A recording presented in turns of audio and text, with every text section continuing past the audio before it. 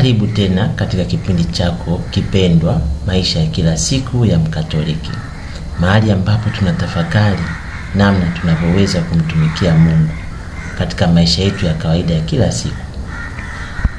Kuwa Mkristo si jambo la siku ya Jumapili pekee, ni wito wa kuishi imani yetu kila siku, nyumbani, kazini, barabarani, katika furaha na hata kwenye changamoto. Kila tendo dogo lenye upendo, kila neno jema, kila msamaha tunaotoa ni sehemu ya maisha ya kila siku ya Mkatoliki. Yesu alituonyesha mfano huu.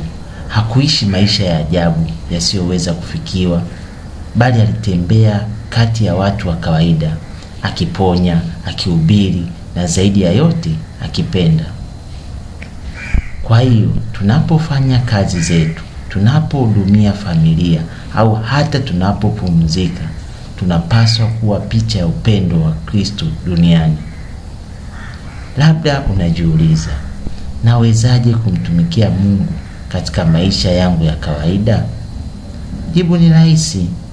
Tenda mema kwa moyo wa upendo. Sali asubuhi na jioni.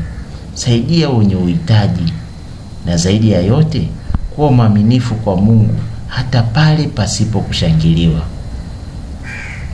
Ukatoliki si dini ya maneno tu, ni maisha, ni njia ya upendo na utakatifu inayojengwa hatua kwa hatua katika maamuzi madogo ya kila siku. Kwa hiyo wiki hii tafakari haya.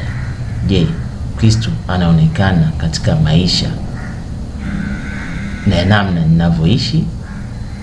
Je, maneno yangu, kazi yangu na uhusiano wangu na wengine vinamletea Mungu tukufu? Maisha ya kila siku ya Mkatoliki si safari rahisi, lakini safari yenye baraka. Kila hatua ndogo ya upendo ni hatua moja kuelekea mbinguni. Bwana akubariki, akutunze na akupe neema ya kuishi imani yako kila siku.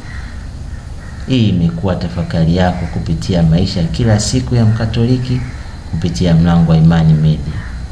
Nasema ubarikiwe sana.